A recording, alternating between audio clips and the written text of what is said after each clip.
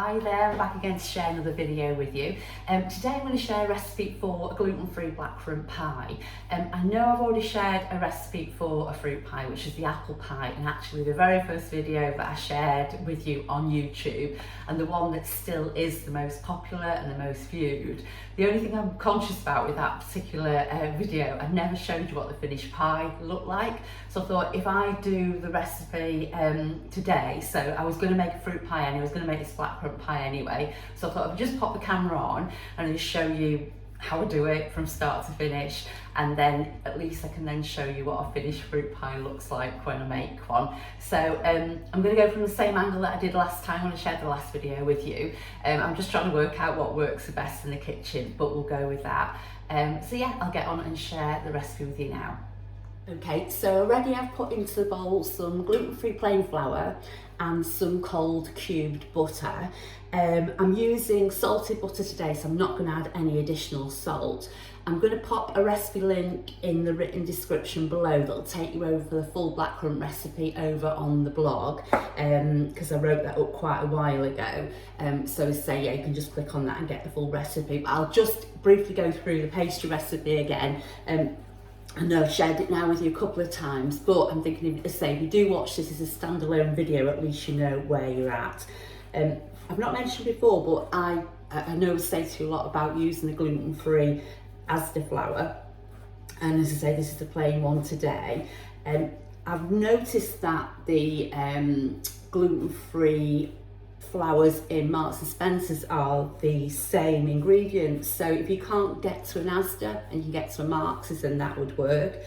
Also Juvella gluten-free flour, that works as well, and also Gluten, they have, well, Shah, they have a flour as well, so a gluten-free flour. But if you're in another part of the world, then just use your favourite plain or all-purpose gluten-free flour, and that will do the trick for making a great pastry.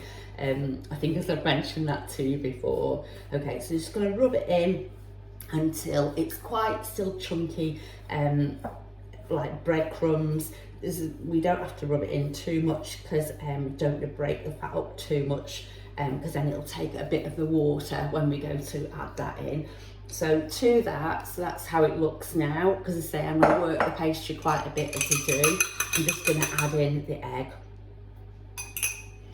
Okay, and then just give that a stir around. That's just a large egg that I'm adding in there. The butter has warmed up a little bit, and you will find when you make pastry, sort of depending on the size of the egg, you know, if it's a bit larger, or if it's a bit warmer or colder in the kitchen, it'll then change how much water you do need to add into the mixture, into the pastry, sorry. So I'm just going to go with 2 for today, for now, and then see how that goes. And I actually think, you know what, I can actually tell now that's going to be enough. Okay.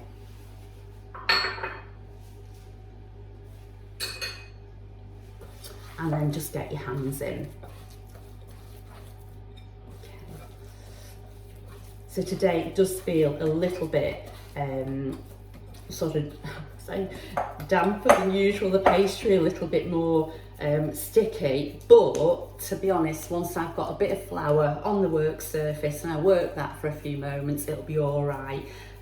Over the time of making gluten-free pastry, and even ordinary pastry, you know, if you made it before needing to be gluten-free, you'll know sort of it's, you know, although you can add the flour in, it will change the sort of the consistency overall of the pastry. So it's great, obviously you don't want it too sticky, but also you don't want to make it too floury as well. So okay, so I'm just going to dust some gluten-free flour onto the work surface. Now I'm just going to knead this for quite a bit. As I say, like unlike standard pastry, you don't want to do that because you make it tough. But if like me and you need to be gluten-free, I never make standard pastry anymore, because as I say, I find there's always that risk with flour that you know, it's sort of in the air, and I always think there's a chance that I could sort of be inhaling that and then obviously digesting that. So I just find it easier not to do that. So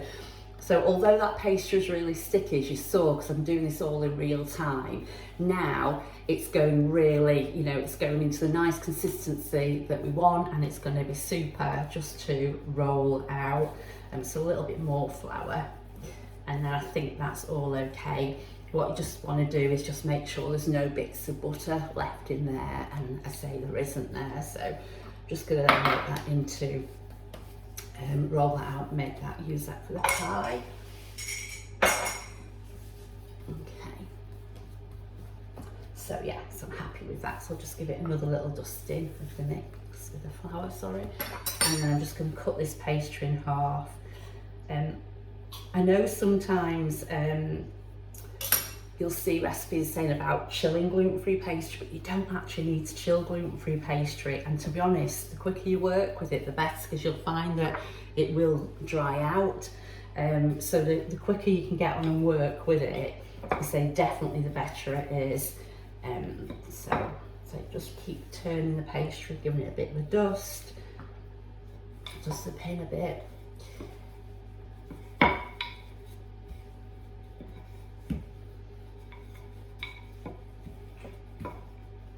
And then I've lightly buttered just that enamel plate. As I say, the size and everything like that is on the recipe itself, but I've just lightly buttered that, and then I'm just gonna pop this onto the pie, onto it. Let me just do it on there so you can see what I'm doing.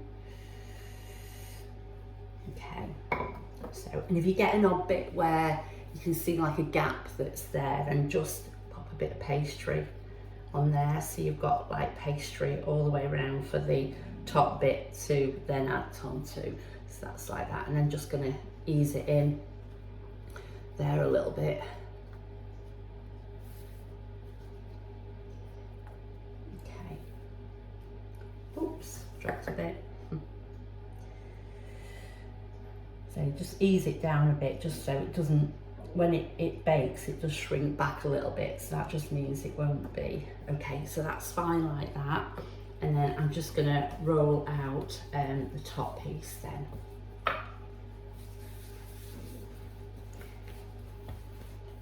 So I thought if I just do it in real time, when I was saying to Neil about sharing a video, because I did have another idea of something else I was going to show you this time, but then I was making the pie anyway, and I thought, you know, it's not a bad idea just to pop the video on, as I say, and just share it with you, because, you know, if you just were thinking about making a blackcurrant pie, then there might be a few bits that you weren't too sure about, so it's, you know, it's always helpful, isn't it?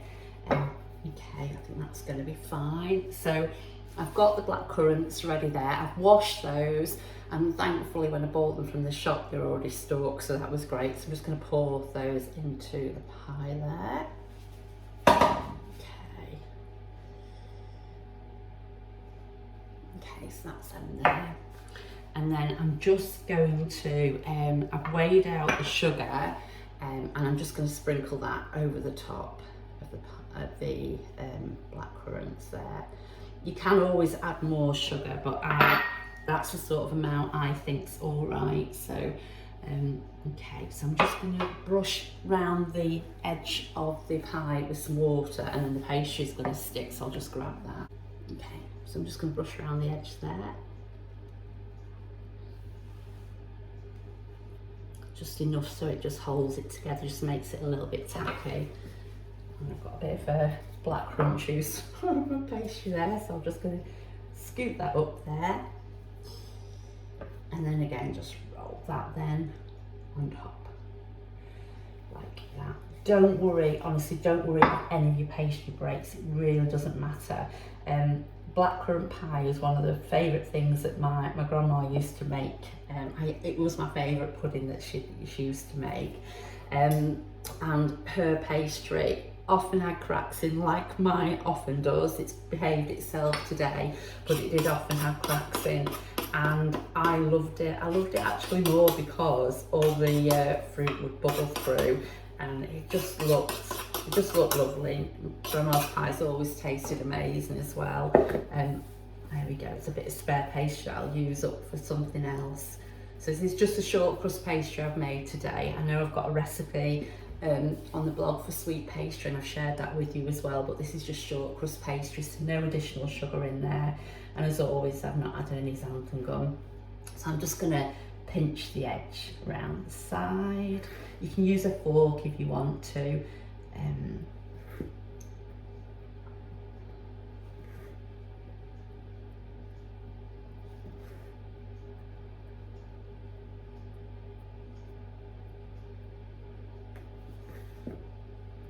There we go, and then not to forget to pop a couple of little steam holes at the top there.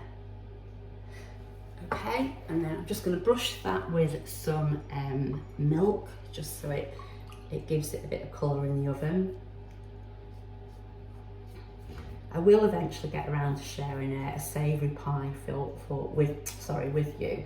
I have got ideas of what I want to do, so over time I will get around to sharing that with you. Okay, so that's them.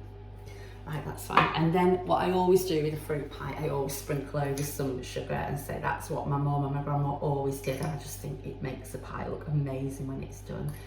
Okay, a lot of sugar, but it's nice. And that, to be honest with you, though, that'll work with the tartness of the black currants, because I say the amount I add of sugar, it is only 50 grams, so it's not a massive amount that I add into the pie. So that's all good to go, and I'm going to pop that in the oven, and then I'll show you what it looks like when it's baked. Okay, so I've just taken the pie out of the oven now, and that's how it looks. I thought it was best to bake it on a tray, because with the blackcurrant, and you can see some of the juice comes out of the pie and it makes a right mess of the oven. So I would just say pop it on a baking tray that's big enough to hold the pie level, and then that will save your oven, save you having to clean it up. So I'm pleased with how that looks, and I'm pleased I've been able to show it looking like that as well. Okay, so that's how I go about making a gluten-free blackcurrant pie.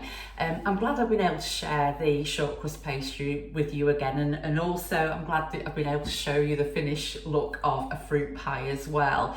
Out of all the things I've shared so far, the pastry is the thing that I just think changes so much once you do master making it, and it doesn't take that long to do that. Just keep, making it a few times, and then you'll get used to how it handles different to how you were used to handling ordinary pastry before, where you didn't want to work it because you would make it tough because you're overworking gluten, and then you had to chill it because it wanted to relax the gluten. All that changes when you're making gluten-free pastry, but just by getting to grips with it, and as I showed you me making it in real time, that is how quick it is to make it. So just think, you can whip yourself a pie up and things, a savoury pie. I said before about sharing a savoury recipe. I have got a savoury meat and potato pie recipe on the blog, but I'd like to share something like a really nice steak pie with you as well, and as a video form, so hopefully that will happen. And as I say, add that to my long list of things and different ideas that keep popping into my head. Thanks as always for watching this video. The main thing behind my videos that I share with you is to really show you how easy things are to pop together, so that you never ever feel that you need to miss out if you're having a gluten-free diet, or the people that you care about have to have a gluten-free diet. As always, if you have any questions, then do drop them below for me. That'd be brilliant. It's always lovely to hear from you. I'm really appreciating how many people have started to follow my channel and to subscribe to my channel. It means so much, and if you have already, thank you so much. And if you haven't and you feel it's for you, then do subscribe. The increasing numbers is a massive thing, even though I'm just happy if just one person makes something because I've shared it with you. Anyway, that's enough of me chattering on. I'll leave you in peace and look forward to being back again with you again really soon.